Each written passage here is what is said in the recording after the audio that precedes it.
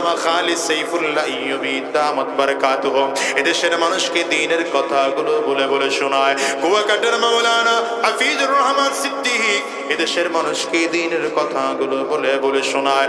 আল্লামা মামুনুল হক দামাত বারাকাতুহু এদেশের মানুষকে দ্বীনের কথা বলে বলে শোনায়। শায়েখ চরমনাই বাংলার সিংহ পুরুষ মুফতি সৈয়দ ফয়জুল করিম দামাত বারাকাতুহু এদেশের মানুষকে দ্বীনের কথাগুলো বলে বলে শোনায়। হযরত পীর সাহেব হুজুর চরমনাই দামাত বারাকাতুহুল আলিয়া এদেশের মানুষকে দ্বীনের কথাগুলো বলে বলে শোনায়। এমন একটা যুগ চলে আসবে যেই যুগে এই উলামায়ে কেরাম থাকবে না, সেই যুগে ইসলাম থাকবে না, কোরআন থাকবে না, দ্বীন থাকবে না। ভালো করে বুঝো, যেই সময় আলেমদেরকে দেশ থেকে উঠিয়ে দেওয়া হয়, উলামায়ে কেরামের সমাজ থেকে চলে যাবে, উলামায়ে কেরামের সমাজ থেকে শেষ হয়ে যাবে, তখন এই দেশের মধ্যে উলামায়ে কেরাম থাকবে না, এই দেশে তখন দ্বীনও থাকবে না। সাবধান করে বলে যায়, যতদিন উলামায়ে কেরাম আছে, উলামায়ে কেরামদের সঙ্গী হও, বেঈমানদের সঙ্গী হইও না।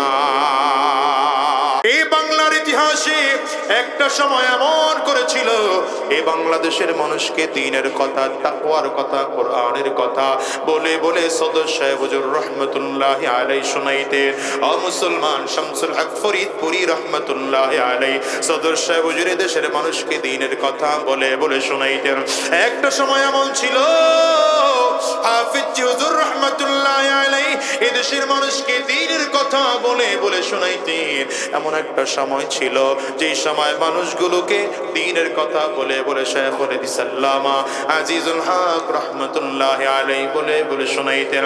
এমন একটা সময় ছিল, ইসহাক রহমতুল্লাহি আলাইহি দেশের মানুষকে কোরআনের কথা বলে বলে শোনাইতেন। এমন একটা সময় ছিল, শাইখুল ইসলাম আল্লামা শাহ আহমদ শফি রহমতুল্লাহি আলাইহি এদেশের মানুষকে দ্বীনের কথা বলে বলে শোনাইতেন। এমন একটা সময় ছিল, আল্লামা জুনাইদ বাবুনগরী রহমতুল্লাহি আলাইহি এদেশের মানুষকে দ্বীনের কথা বলে বলে শোনাইতেন। এমন একটা যুগ এই দুনিয়া ছিল, চরমনাইয়ের কালোমানি কুতুবুল আলম সৈয়দ ফজলুল করিম রহমতুল্লাহি আলাইহি এই দেশের মানুষকে দ্বীনের কথাগুলো বলে বলে শোনাইতেন। আল্লাহর বান্দারা জমিন থেকে বিদায়। এখন এই যুগে এমন একজন মানুষ, এই যুগে উলামায়ে কেরামরা এই যুগের মানুষদেরকে দ্বীনের কথা বলে বলে শোনায়, কোরআনের কথাগুলো বলে বলে শোনায়, ইসলামের কথাগুলো বলে বলে শোনায়। এই যুগের উলামায়ে কেরাম তোমাদেরকে দ্বীনের কথাগুলো বলে বলে শোনায়। নবীজির সোহবতের দাম আছে না নাই?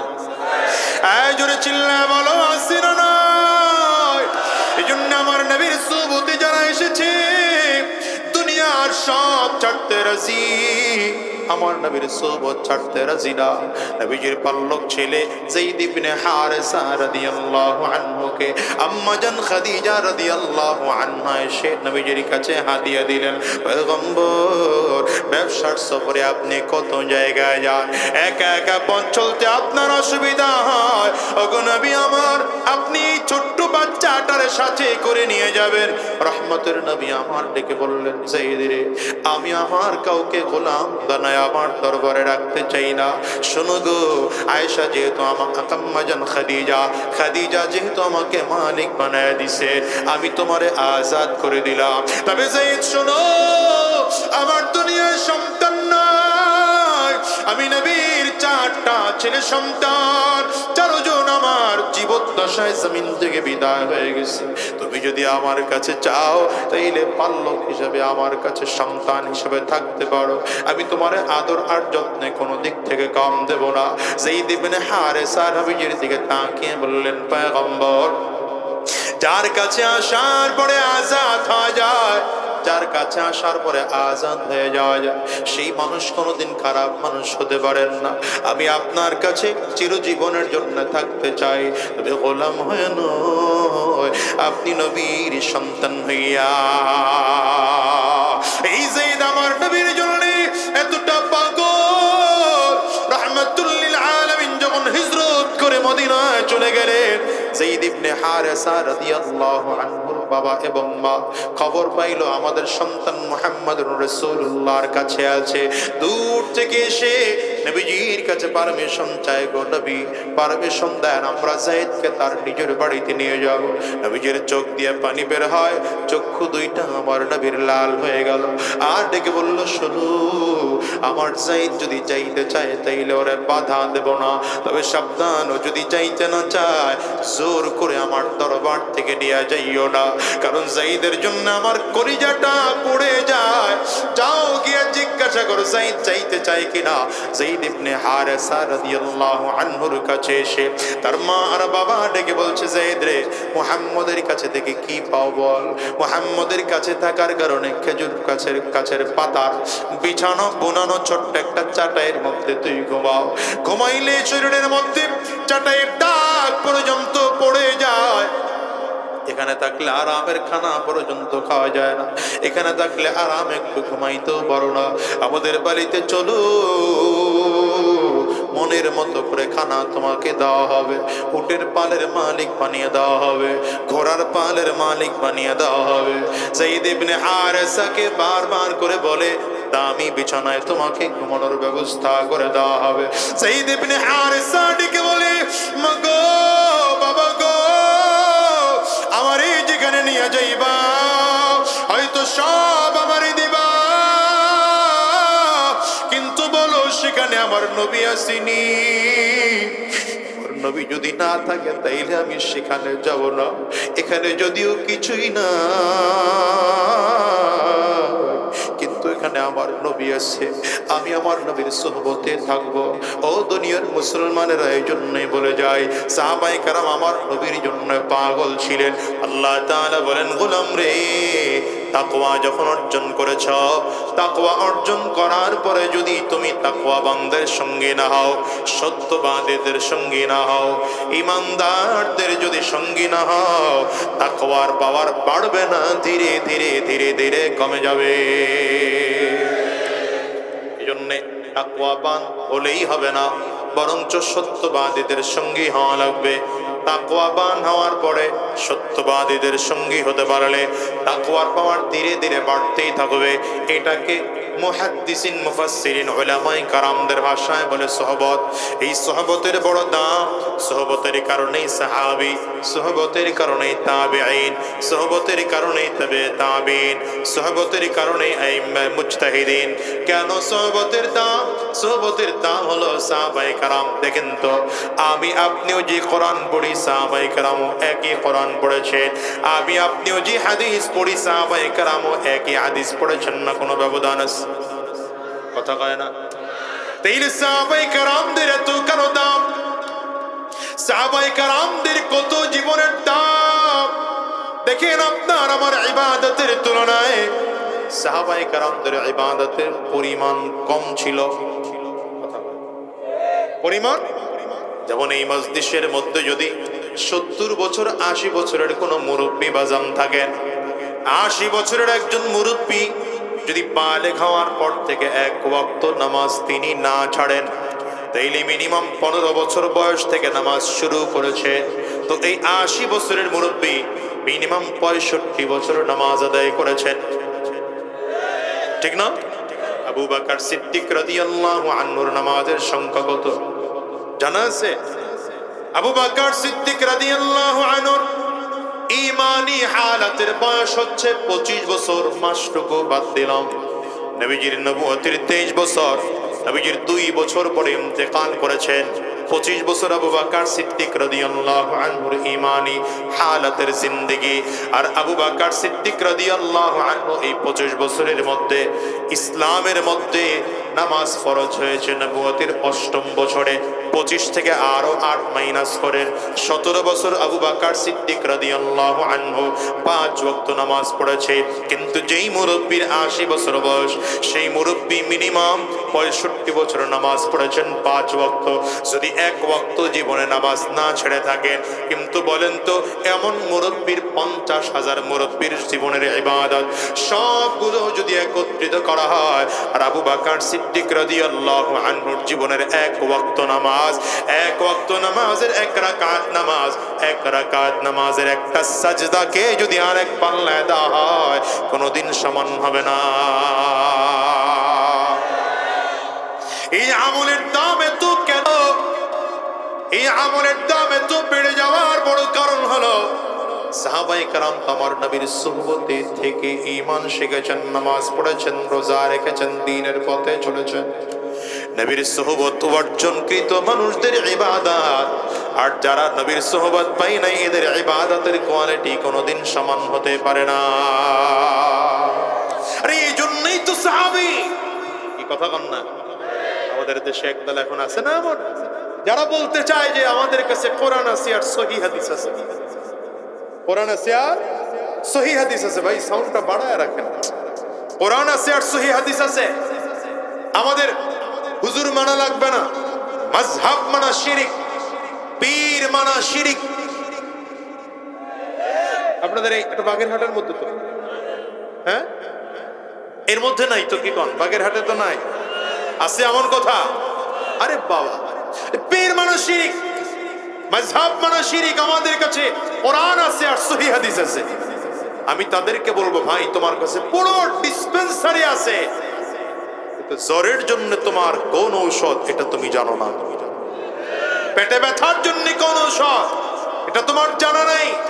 জন্য ফার্মেসির মালিক যারা, যাদের দোকানে 10-20 লাখ টাকার ঔষধ আছে, যদি এই মানুষটার হঠাৎ করে মাথা ব্যথা হয়, জ্বর হয়, ডায়াবেটিস হয়, বিভিন্ন সমস্যা হয়, নিজে একা একা ঔষধ খাওয়া শুরু করে না অভিজ্ঞ এফআরসিএস এমবিবিএস ডাক্তারের কাছে যায়? কেন ডাক্তারের কাছে যাওয়ার প্রয়োজন কি বলেন? কোন প্রয়োজন আছে যাওয়ার? তার কাছে তো ঔষধ আছে, 20 লাখ টাকার ঔষধ গোডাউন জাত করা, একটার পর একটা নামায় শুধু খাইতে থাকবে, ভাত বাদ দিয়া ডাইরেক্ট ঔষধ খাও। বলেন, এই একজন উত্তর দিছে, বাকিরা বুঝে নাই কথা। কাজ হবে না আজরাইলের সহযোগিতা করা হবে? না এত ঔষধ একসাথে খাইলে বাঁচবে না মরবে? এত ফার্মেসির মালিক, এই মানুষটাও যদি শরীরে ঔষধ খাইতে হয়, ডায়াবেটিক্সের ঔষধ খাইতে হয়, রোগ মুক্তি হতে হয়, তাহলে এফআরসিএস এমবিবিএস অভিজ্ঞ কোন ডাক্তার, স্পেশালিস্ট কোন ডাক্তারের শরণাপন্ন হতে হয়। আরে ভাই, পুরো কোরআনই তো তোমার কাছে আছে, তো কোরআনের কোন আয়াতটার উপরে তুমি আমল করবা? তোমার জন্য কোন আয়াত, তোমার জন্য কোন আয়াতটা আমল যোগ্য, এই আয়াত বের করার দেওয়ার দায়িত্ব হাক্কানি রব্বানি উলামায়ে কেরামদের, দুনিয়ার উলামায়ে কেরাম ছাড়া ভিন্ন কারো না। এখন যদি বলো আমার কাছে কোরআন আছে আর সহিহ হাদিস আছে, তাহলে তো ভাই সুহবতের প্রয়োজন ছিল না। এই কথা কায়েম, কারণ সাহাবায়ে কেরামও কোরআন পড়েছেন, আমি আপনিও কোরআন পড়ি। আমার আপনার কোরআন পড়া, সাহাবায়ে কেরামদের কোরআন পড়া একই কোরআন, কিন্তু মর্যাদার এত ব্যবধান হলো কেন? কারণ সাহাবায়ে কেরাম এমন একজন ব্যক্তিত্ব যারা রাসূলুল্লাহ সাল্লাল্লাহু আলাইহি ওয়াসাল্লামের সুহবতে থেকে দ্বীন শিখেছে। সাহাবী কাদেরকে বলে? বলেন, সাহাবী কাদেরকে বলে? যারা ঈমানি হালাতে নবীকে দেখেছেন, যারা ঈমানি হালাতে নবীকে দেখেছেন এবং ঈমানি হালাতে জমিন থেকে বিদায় হয়েছেন, তারা সাহাবী। কি কথা কয় না? গোটা পৃথিবীর মধ্যে সবথেকে দামি মানুষ, উম্মতের মধ্যে নবীদের পরের মর্যাদা যাদের, সেটা সাহাবায়ে কেরামদের মর্যাদা। এবার আসেন, রাহমাতুল লিল আলামিন যখন জমিন থেকে চলে গেলেন, এখন গোটা পৃথিবীতে আছেনই সাহাবায়ে কেরাম। এই সাহাবায়ে কেরামদেরকে যারা ঈমানি হালাতে দেখেছেন, সাহাবায়ে কেরামদেরকে যারা ঈমানি হালাতে দেখে ঈমানি হালাতে জমিন থেকে বিদায় হয়েছেন, এরা সব হচ্ছে তাবেঈন। উম্মতের মধ্যে দ্বিতীয় পর্যায়ের সম্মানিত মানুষ হচ্ছেন তাবেঈনগণ। সাহাবায়ে কেরাম এক এক করে করে করে করে জমিন ছেড়ে চলে গেলেন। এখন গোটা পৃথিবীতে আছেন তাবেঈন।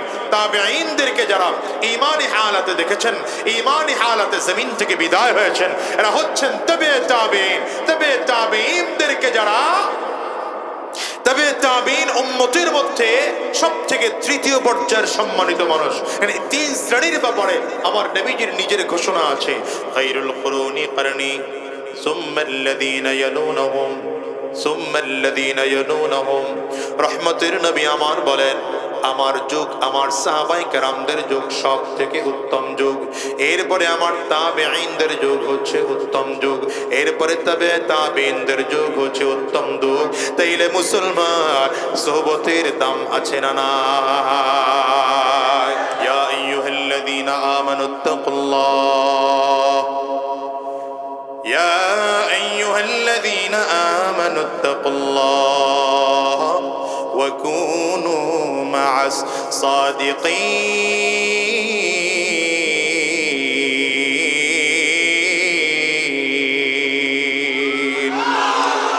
আল্লাহ তাআলা এই জন্য গোটা পৃথিবীর ইমানদারদেরকে লক্ষ্য করে বলেন, ইমানদার দুইটা গুণ অর্জন করো।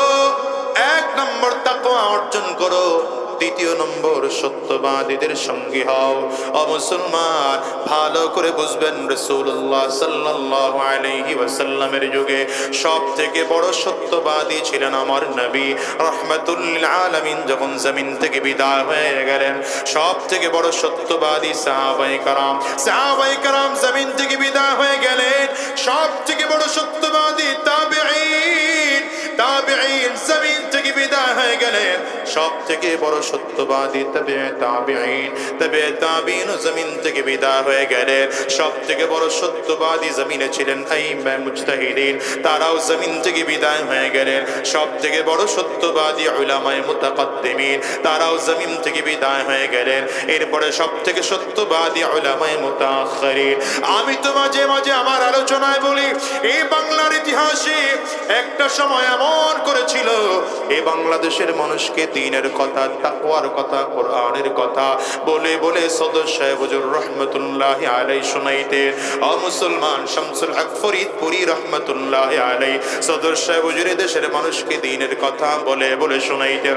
একটা সময় এমন ছিল, হাফিজ হুজুর রহমতুল্লাহ আলাইহি এই দেশের মানুষকে দ্বীনের কথা বলে বলে শোনাইতেন।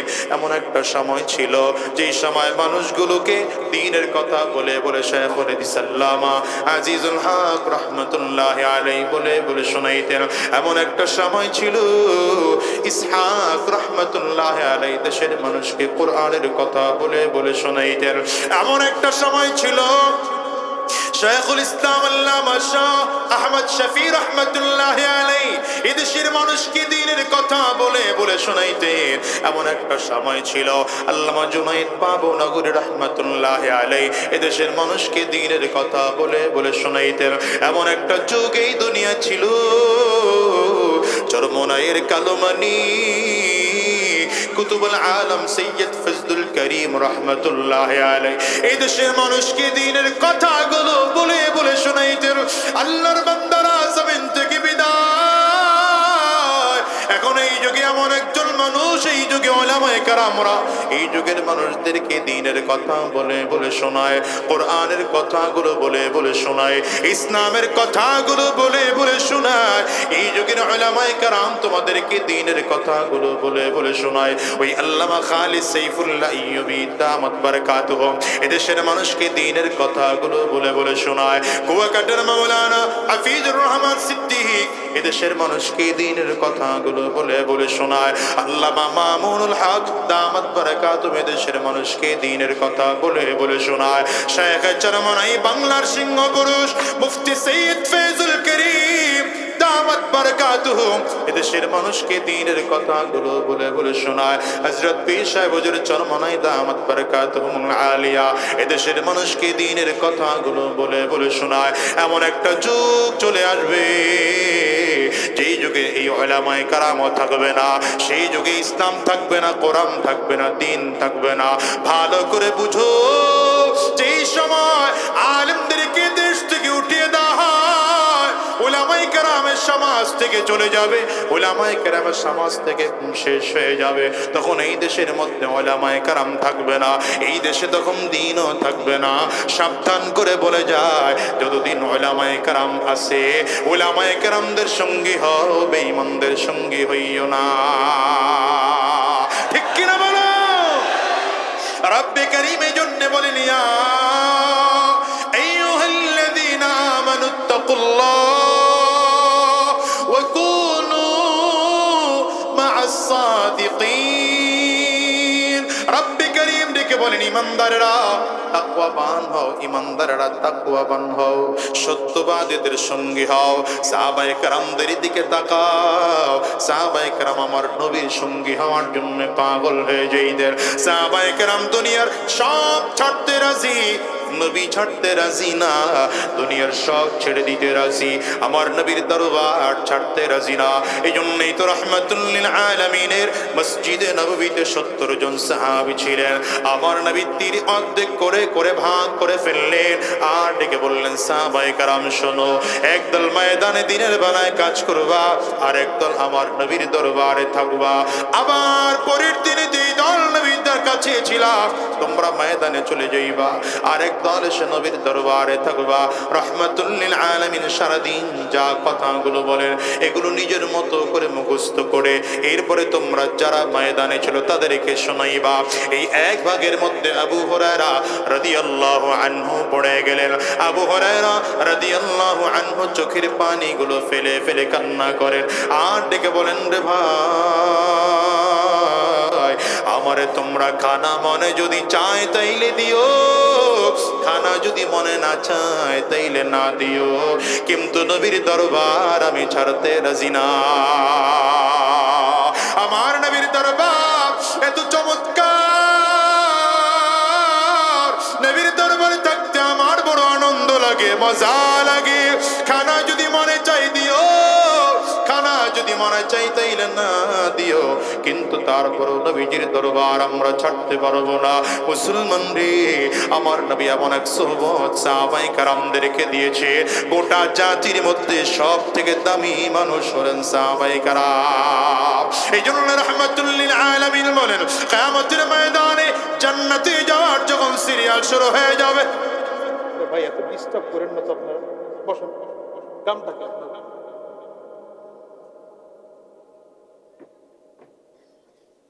স্টেজে বসবেন যারা, খুব নিরিবিলি বলবেন। আমার চোখের সামনে মাইক করতেছেন, এই করতেছেন, সেই করতেছেন, কথা থাকে মনে থাকে। আল্লাহ, জান্নাতে যাওয়ার সিরিয়াল যখন আরম্ভ হয়ে যাবে, সবার আগে আমার নবী জান্নাতের মধ্যে ঢুকবেন। বলেন, কে ঢুকবেন? আমার নবীর আগে কোনো মানুষ জান্নাতে যাওয়ার পারমিশন পাবে না। রাহমাতুল লিল আলামিন নিজেই বলেন, আমি আমার হাতের চাবি তখন আমার হাতে থাকবে। আল্লাহ তাআলা ডাকবেন আমার হাতের চাবি দিয়ে জান্নাতের গেট খুলে দেওয়ার জন্য। রহমতের নবী আমার বলেন, আমি আমার হাতের চাবি দিয়ে জান্নাতের গেট খুলে দেব। আমার আগে কোনো নবীরা জান্নাতের গেট খুলে দেওয়ার পরে জান্নাতে ঢোকার পারমিশন পাবে না। সবার আগে আমি নবী মুহাম্মদুর রাসূলুল্লাহ সাল্লাল্লাহু আলাইহি ওয়াসাল্লাম জান্নাতের মধ্যে ঢুকবো। নবী আমার বলেন, আমার পরে অন্যান্য নবীরা জান্নাতে যাওয়ার পারমিশন পাবে। অন্যান্য নবীরা যখন জান্নাতে যাওয়া শেষ হয়ে যাবে, উম্মতদের সিরিয়াল যখন শুরু হয়ে যাবে, সবার প্রথম আবু বকর সিদ্দিক রাদিয়াল্লাহু আনহু জান্নাতে ঢুকবে। রহমতের নবী আমার বলেন, ইন্নী লা আরাফু রাজুলাম বিইসমিহি ওয়া বিইসমি আবিহি ওয়া উম্মিহি লা ইয়াতি বাবাম মিন আবওয়াবিল জান্নাহ ফায়ুকালু লাহু মারহাবান মারহাবা। রহমতের নবী আমার বলেন, আমার আবু বকর যখন জান্নাতের গেট দিয়ে ঢুকতে থাকবে, তখন জান্নাতের ফেরেশতারা লাল গালিচা বিছিয়ে দুই দিক দিয়ে কাতার করে দাঁড়িয়ে যাবে। আমার সাহাবী যখন জান্নাতের গেট দিয়ে ঢুকতে থাকবে, আমার ফেরেশতারা মারহাবা মারহাবা বলে নিমন্ত্রণ জানাবে। আল্লাহু আকবার, চিৎকার করে জোরে বলো। দেখো 16টা বছর যারা জালিমদের সহযোগিতা করেছে, কথা কয় না, জালিমদের সহযোগী ছিল, জুলুম করে নাই, ফ্যাসিস্ট ছিল না, কিন্তু ফ্যাসিস্টদের সহযোগিতা করেছে, জালিমদের সহযোগিতা করেছে। এতটুকু করার কারণে জালিমের সাথে তাদেরও পালাতে হয়েছে।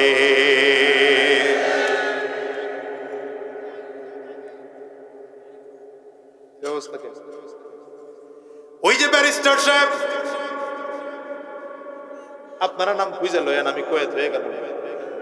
আজকে ওয়াজ না বুঝলে মুখস্থ করে যান, কালকে চিন্তা করেন কি ওয়াজ করছে।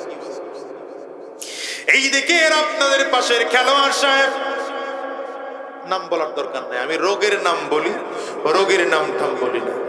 এরা হলো ইভিলি কোম্পানির শেষ গ্রাহক, এসে শেষ সময় ধরা খায়। সুহবতের কারণে এত দাম। দেখো সুহবতের কারণে চুরি করে নাই, কিন্তু চোরের বন্ধু হওয়ার কারণে চুরির মামলা খায়। আছে না এমন এদেশে? ডাকাতি করে নাই, কিন্তু ডাকাতের বন্ধু হওয়ার কারণে ডাকাতির মামলা খায়।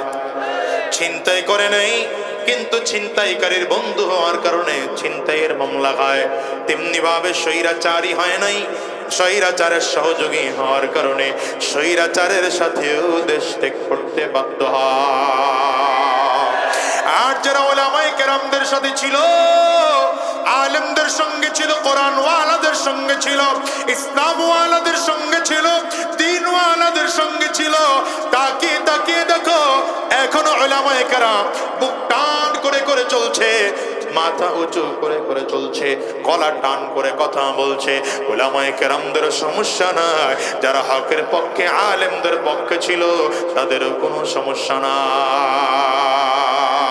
দুই হাত উঁচা করে চিল্লা বলো ঠিক কিনা? সুতরাং আগামীর দিনে আলেমদের সাথে না জালেমদের সাথে? আওয়াজ ভালো না? আলেমদের সাথে না জালেমদের সাথে? কোরআন ওয়ালাদের সাথে না বেঈমান ওয়ালাদের সাথে? মুসলমানদের সাথে না বেঈমানদের সাথে? মসজিদের পক্ষে না মন্দিরের পক্ষে? আলেমদের পক্ষে থাকতে তৈয়ার আছেন তো ইনশাআল্লাহ? তৈয়ার তৈয়ার। আরে আলেমদের সাথে থাকতে হবে। আলেমদের সাথে থাকতে গিয়ে, কোরআন ওয়ালাদের সাথে থাকতে গিয়ে, ইসলাম ওয়ালাদের সাথে থাকতে গিয়ে, আমার বাংলার স্বাধীনতা টিকিয়ে রাখতে গিয়ে যদি তোমাদের আবার রক্ত দিতে হয়, আবার রক্ত দিবা, রাজপথে নেমে যদি জীবনটাও দিতে হয়, কারা কারা তৈয়ার আছো? দুই হাত উঁচু করে আল্লাহকে দেখাও।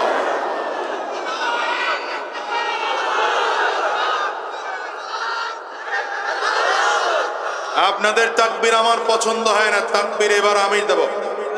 আছেন তৈয়ার আছেন? পারেননি তাকবীর দিতে জানেননি? তোমার নেতা আমার নেতা। যারা বলছে সব মুরব্বী মানুষ, তো কিছু কইতে পারতেছি না, আওয়াজ দেয় না তারা। আপনাদের কাছে বিচার দিয়ে গেলাম আর কি।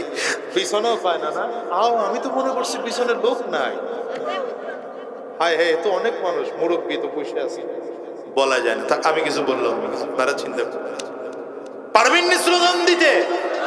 তোমার নেতা আমার নেতা, জানেন স্লোগান? হ্যাঁ, আমরা সবাই রাসূল সেনা। পারবেন? জীবনে তো বহুত নেতাকে খুশি করার জন্য স্লোগান দিয়েছেন, আমার ভাই তোমার ভাই, আমার ভাইয়ের চরিত্র। হ্যাঁ হ্যাঁ, ফুলের মতো যে কত কোন নেতার চরিত্র মিয়া, এই স্লোগান জীবনে কোনো নেতার বিরুদ্ধে পক্ষে দিবেন না। কারণ ফুলের মতো চরিত্র যদি কারো হয়, এটা একমাত্র আমার নবীর চরিত্র, কারণ ঠিক না ভাই? ঠিক। ফুলের মতো চরিত্র কোনো ব্যক্তির হতে পারে না। ঠিক আছে তো ইনশাআল্লাহ? এই সব নেতা ঠেতা বাদ দিয়া আজকে আমার নবীর জন্য একটা স্লোগান হবে নাকি? আওয়াজ ভালো না? স্লোগান হবে নাকি? কাশি দেন, গলা ক্লিয়ার করেন। এমনি কাশি দেয় মিয়া? এবার দুই হাত টান টান করে উঁচা করেন। ডানে আর বামে তাকিয়ে দেখেন তো হাত কে তুলে নেই। হ্যাঁ, ভালো করে দুই হাত দেখেন কে তুলে নেই। তুলছে সবাই? যদি এরপরে কেউ না তুলে, তাহলে মনে করবেন দেখছেন আমার কোয়া লাগে না, এরা কইতেছে কোন দলে? হাত উঁচা করেন, ভালো করে উঁচা করেন, হাতগুলো মুঠ করেন, ঝাঁকি দেন, শরীরের মধ্যে একটা স্পিড আসুক। দেন ঝাঁকি, ভালো করে ঝাঁকি দেন। হ্যাঁ, এবার কণ্ঠের পুরোটা আওয়াজ দিয়ে একটা তাকবীর দিতে হবে। রেডি? ভালো আওয়াজ হয় না? রেডি? জোরে রেডি? হ্যাঁ, দুই হাত উঁচু করে, হাত নিচের দিকে নামবেই না। আরে ভাই, ভিতরে কুফর ঢুকলো, ভিতরে শিরিক ঢুকলো, বিদআত ঢুকেছে, ওটাকে ঈমানের প্রেসার দিয়ে বের করতে হবে। হ্যাঁ, দুই হাত উঁচু করে নারে তাকবীর। হয় না, চলবে না, এর চেয়ে আমার নির্বাচনে আওয়াজ বেশি। আরেকবার ট্রাই করি নাকি? দুই হাত উঁচা করে, হাত নিচের দিকে নামতে পারবেই না যতক্ষণ পর্যন্ত না বলবো ওই যে আমার হুজুরে হাত তুলেন। হুজুর, হ্যাঁ মাশাআল্লাহ, দুই হাত উঁচা করে নারে তাকবীর। আরো জোরে না, মাইক না, আমি মাইকে হেরা নিরিবিলি। জবানের উচ্চারণ জোরে হবে, নারায়ে তাকবীর, আর জোরে নারায়ে তাকবীর। তোমার নেতা আমার নেতা, তোমার নেতা আমার নেতা, বিশ্বনবী মুস্তাফা। আমরা সবাই রাসূল সেনা, আমরা সবাই রাসূল সেনা, ভয় করি না বুলেট বোমা। নারায়ে তাকবীর, কোরআন সুন্নাহর আলো, কোরআন সুন্নাহর আলো, কোরআন সুন্নাহ যেখানে, আলেম ওলামা যেখানে, কোরআন সুন্নাহ যেখানে, আলেম ওলামা যেখানে, দিয়েছি তো রক্ত, রক্তের বন্যায়, দিল্লি না ঢাকা, দালালি না রাজপথ। এই স্লোগান নিয়ে ময়দানে থাকেন, কোন বেঈমান সামনের দিকে আক্রমণ করতে পারবে না। দুই হাত উঁচা করে চিল্লা বলো ঠিক কিনা। রাগ করতেছেন, অসুবিধা হয়। সোহবত, এই কথা বুঝাইতে গিয়ে এই কথা বললাম। সোহবত, সোহবতের এত দাম, সোহবতের কারণে সাহাবী, সোহবতের কারণে তাবেঈন, সোহবতের কারণে তাবে তাবেঈন। কথা কয়